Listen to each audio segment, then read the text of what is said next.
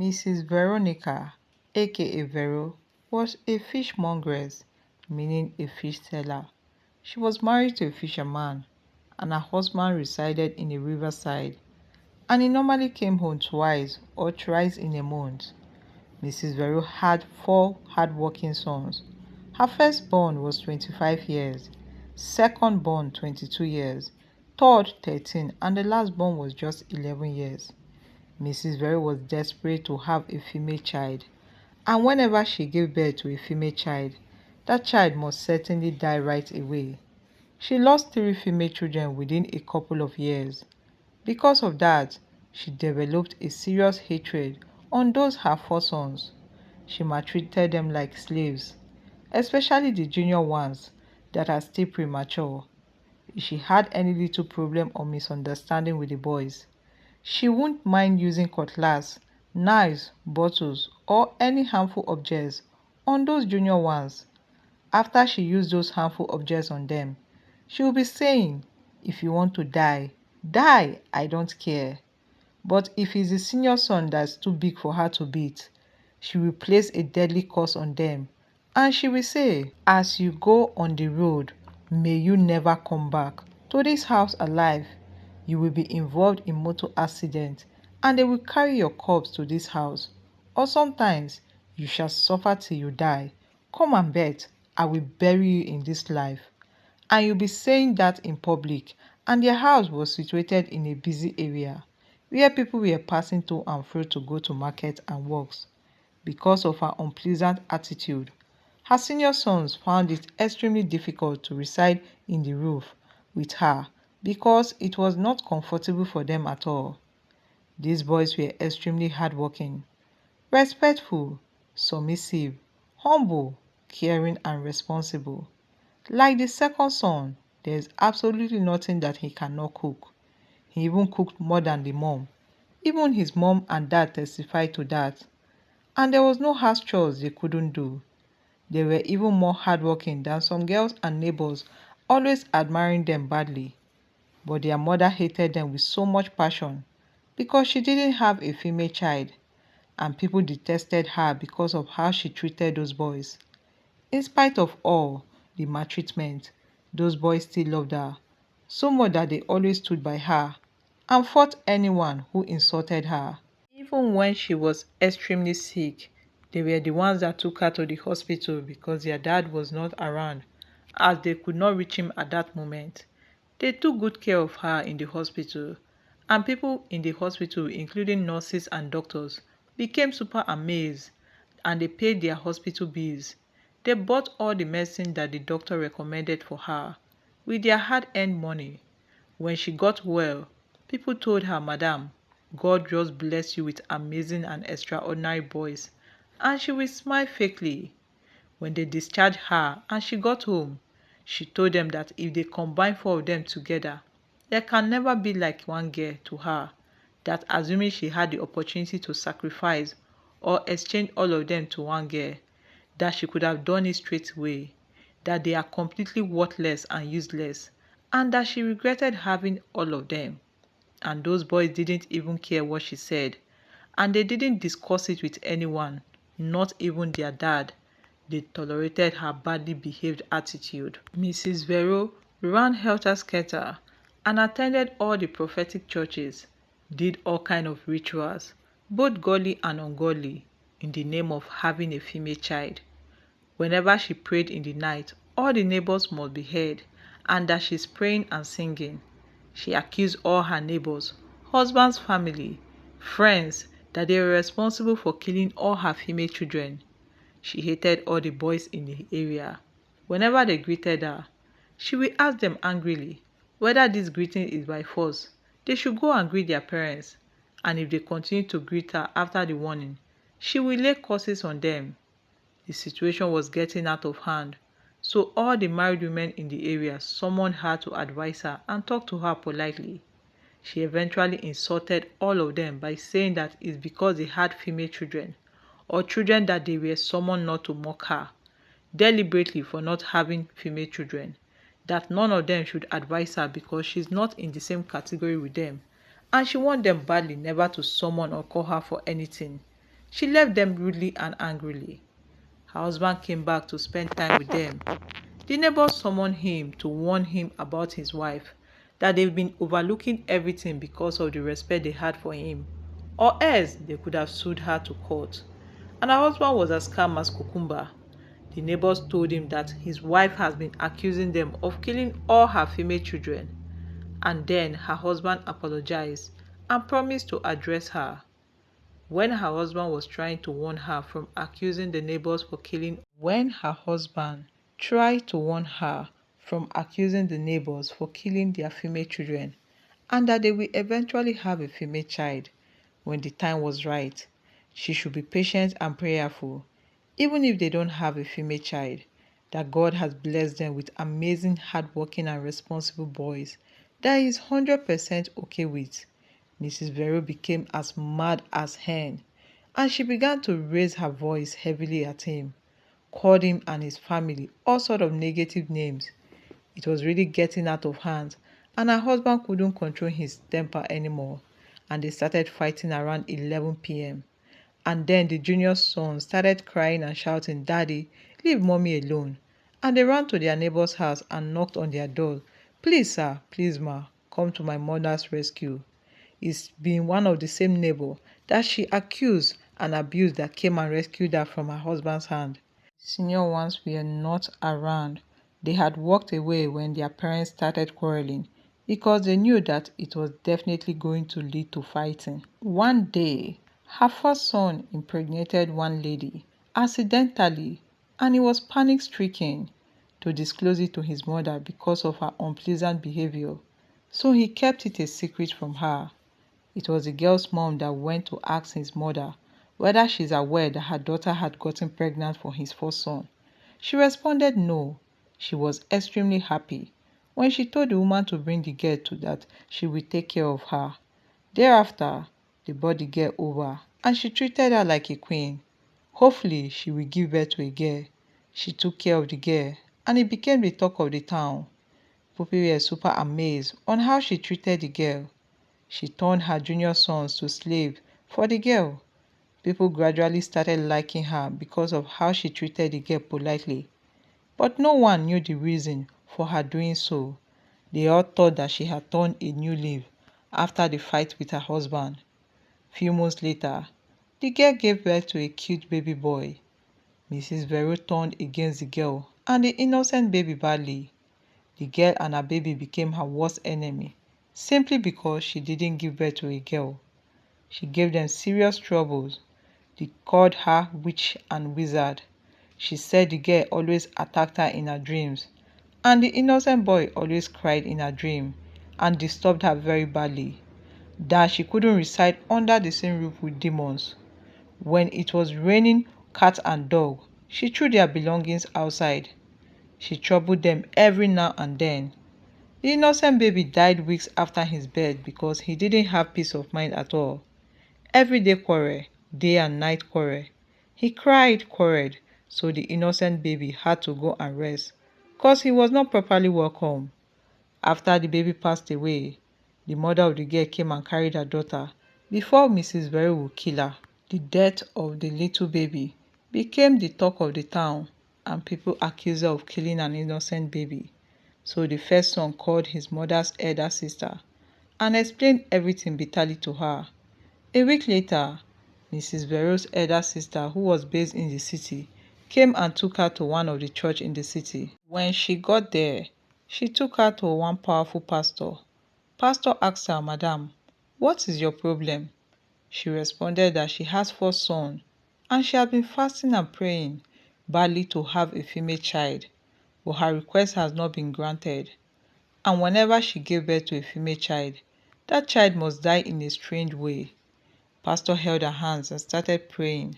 Suddenly, he stopped praying and told her, "Madam, just follow me. I want to show you something."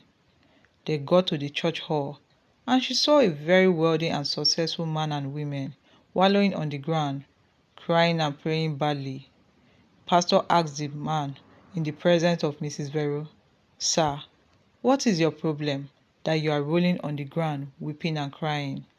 He responded, "Man of God, I have been married for good 23 years without having a single child. Man of God, if God can even send me just one, even if he's a cripple, that he will be forever be grateful. Mrs. Vero suddenly reminisced what she had said about her 4 sons, and she started weeping silently. Pastor asked the woman, Madam, what is your problem? Why are you rolling on the ground crying and praying? She cried out, Man of God, my home is on fire. I have been married for 19 years without giving birth, and my husband's family are against me. He said, if God can give me a child without arms, that she'll be extremely happy and grateful. Mrs. Very reminisced again that she had 4 healthy sons. So Pastor asked Mrs. Vero, Madam, what is your problem? Tell them your problems. She could not open her mouth and answer. Instead, she was busy crying heavily, and the man and woman were staring at her and looking forward to hear her problems. Pastor told her, Madam, you told me something before we came here. Please tell them. And they were paying attention to hear what she had to say. But she could not talk. She was crying. So Pastor told them that this woman has 4 healthy sons, and she was complaining of not having a female child. The man knelt down and begged and said, Please, madam, just give me your lastborn. I'm ready to share half of my wealth with you. I have properties across the globe. Madam, is it estate you want? Cars or mansion? I have it all. The woman knelt down, held her dress and said, Madam, my husband's family are threatening to throw me out of my matrimonial home. Please, madam, use that grace and pray for me to have just one child, and I will give you 100 million naira with car and mansion. She was crying, so pastor took her away. After the pastor took her away, he told her, Madam, why I was praying for you. The Lord told me to show you these worthy people, and he also told me to ask you just one question. And if you answer it sincerely, that by this time next year, you will have a female child. Mrs. Vero responded, Please, Pastor, ask. Pastor asked her again, Madam, assuming you have 20 lovely children, and you love them equally, like you love all of them pretty much, and all these children are all naked, and 19 of them are rolling on the ground, begging for clothes to cover their nakedness, and some of them even give you money and bought you houses and properties just for you to give them clothes to cover their nakedness, because it's only you that own the market that clothes is being sold. But instead, you turn them down, their request, and you decide to give the one that was standing arrogantly and asked you for clothes. He don't always greet you, nor thank you whenever you gave him food or something, but you chose him and gave him the clothes. Then he thanked you. He came back second time for another clothes, and he saw his 19 siblings still rolling on the ground, begging you for clothes, and you still gave him, and he thanked you. He came back the third time for another clothes, and he still saw his 19 siblings rolling on the ground, begging for clothes, or even rags to wear, and you still gave him, and he deliberately refused to thank you because you have been giving him one similar clothes. So he came back the fourth time and still saw his 19 siblings rolling on the ground, crying and begging you badly for clothes or rag to cover their nakedness, and you still gave him, whereas he had already 3 clothes, and he left angrily without saying thank you. He came back fifth time. He still met his 19 siblings on the ground begging for clothes, and he decided to soak all the clothes you gave him on mud and brought it to you, and started lamenting that ever since I have been asking you for clothes, you have been giving me one color of clothes. So that is why I decided to soak all these clothes on the mud, to show you that I don't need the color of the clothes anymore. And he said rudely, Give me another one. Madam, will you give him? She responded, No, over my dead body will I give such an arrogant and ungrateful child another clothes. I for collect all the clothes and give it to his other siblings so that he will become naked forever. Pastor asked her, But why, madam? Remember you love him so much. She responded, God forbid such love. He is an ingrate. I chose him over my 20 children, and I gave him 4 clothes, and he has the temerity to soak them on the mud and brought them to me to give him another clothes. He's a mental case. I for make his life miserable. Pastor responded, "Ha, that's the type of person you are." She asked, "How?" Pastor responded again, "God chose you over millions of people and gave you four healthy sons, and you are complaining without being grateful. The man you met there is one of the richest men in this town. He built several churches and mosques. He built houses for orphans, and he gave many of them scholarship from primary level to university. And he never had a child of his own. And that woman is a senator's wife. She has done so many good things to this church and society, yet she has not given birth. There's nothing medically wrong with both of them. God chose you and gave you four sons freely without paying a dime, and you are complaining. You can't even thank him when you wake up in the morning. And you scarcely thank him. You only thank him when he grants you your heart desires. And when he doesn't grant you your heart desires, you start lamenting and complaining. Madam, you are an ingrate. There are millions of people in this world that are praying and crying badly for God to give them one child, but he gave you four free. Madam, you are 100% problem to yourself. You don't appreciate what God has done for you. You detest and despise what he gave you freely. And you are still asking for more. That's impossible. The fact that God is extremely merciful doesn't mean that he's a fool. You better cry out to God for mercy and forgiveness before you carry those boys and give it to another person or people. That is exactly what you have done, assuming you are in God's shoes, according to your recent response. She became down in dumps, very sad. She asked sadly, "Please, Pastor, what should I do at this junction to seek God's mercy and forgiveness? Cause I'm extremely confused and scared." Pastor responded, "First of all, go and apologize to your children and treat them like a mother you are. Secondly, if you have any issue with anyone or accuse anybody concerning these your female issues, go and apologize to them and be rest assured that they will forgive you and live peacefully with everyone. After that, you fast for 7 days and ask God for mercy and forgiveness. If you can do this, I strongly believe the hands of God will change in your life." She wanted to kneel down to thank Pastor, but he stopped her right away and told her that he is not God, that he should thank God, not him. After that, she left the auditorium. That worthy man and woman had a breakthrough. The man got a call that his wife was pregnant and ran to the pastor joyfully. Man of God, God has done it." He began to dance. Pastor asked what happened. He told him that his wife is pregnant after 23 years of barrenness. With the happiness, he promised to renovate the whole congregation, and he eventually did. A month later, the woman started vomiting, that she started feeling somehow, so she drove recklessly to the hospital to confirm whether she was thinking is true. When she got there, result came out and that she was pregnant. With joy and happiness, she paid hospital bills for 20 patients that were about to be discharged that day. Mrs. Vero got home and did exactly as she was instructed by pastors.